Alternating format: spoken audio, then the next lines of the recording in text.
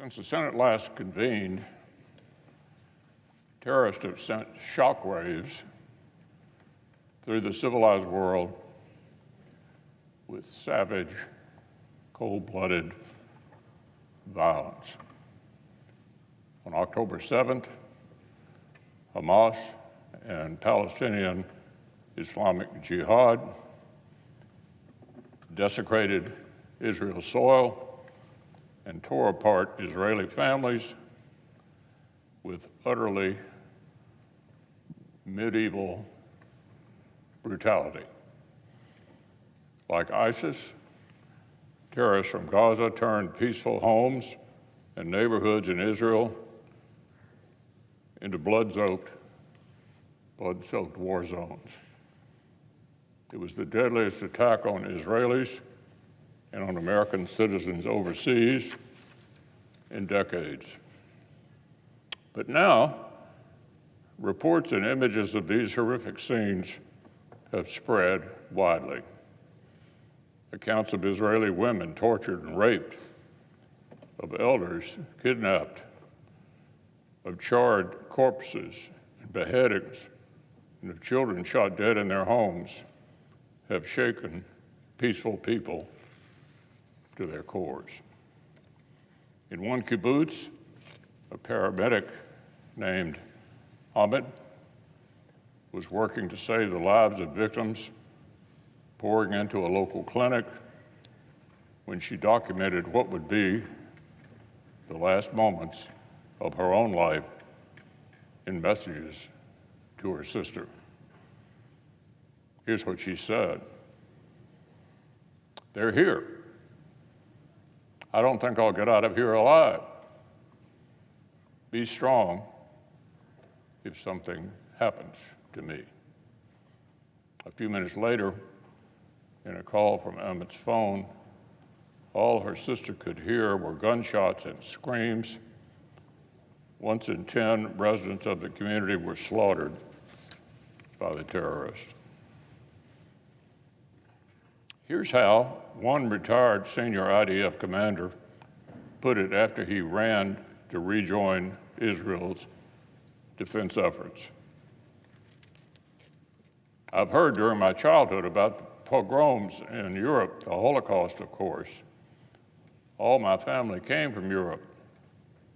They are survivors, but I never thought I would see things like this." Madam President, the people of Israel are grieving unimaginable horrors, and we have a responsibility not to look away.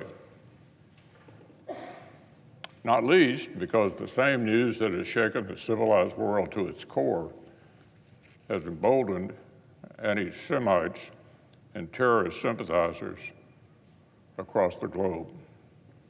We've seen thousands of demonstrators cheer on terrorist violence from the streets of Western cities. In London, many Jewish children were kept home from school on Friday out of fears for their safety. In Chicago, a bomb threat forced a local synagogue to evacuate. In Sydney, Australia, a supposedly pro-Palestinian gathering devolved into a sickening flashback to the worst stain on the last century of human history as demonstrators chanted, "Gas the Jews." And on college campuses across America, leftist student groups cloaked vile anti-Semitism in a thin veneer of performative, woke jargon. So, Madam President, friends of Israel simply cannot afford to be silent. And as Israel's closest ally, the United States must lead by our example in supporting its efforts to defend itself for as long as it takes. As I outlined over the state work period, this means loudly and clearly distinguishing between the aggressor and the victim in this war. No matter how many voices in the media attempt to both sides a terrorist attack, There's simply no moral equivalence here. Responsibility for the murder of Israelis lies with the terrorists who pull the trigger and the regime that arms and trains them. And responsibility for the suffering of the Palestinian people lies with the Hamas terrorists who consolidated power by flinging rival civilian officials off of rooftops, who used scarce building supplies to dig terror tunnels, who turned drinking water pipes into rocket launchers, and who used residents of Gaza as human seals.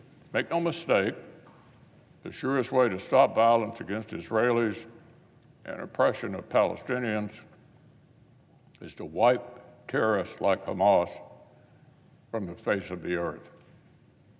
To that end, the United States must continue to provide maximum support to Israel's counter-terrorist operation as long as it takes. And just as importantly, we have to reestablish deterrence against the Iranian regime that not only directly threatens America's interests in a peaceful and stable Middle East, but also bears the blood of hundreds of Americans and plots to kill even more.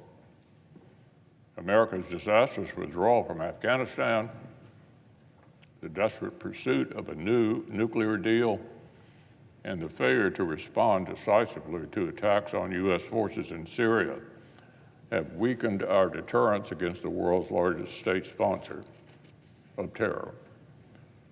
America's weakness has left our allies and partners with serious questions about the credibility of our commitments. And if we fail to present clear and devastating consequences of further violence against America, as well as our friends in Israel, we will make deterring an even bigger strategic adversary in Asia even more difficult. Reestablishing effective deterrence means investing in American military strength.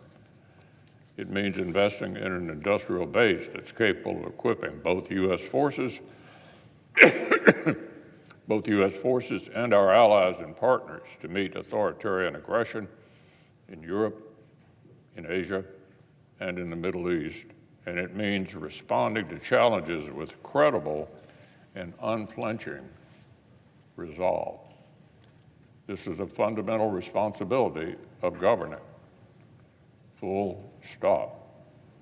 I'll have more to say in the coming days, but for right now, this is not merely a terrorist war against Israel.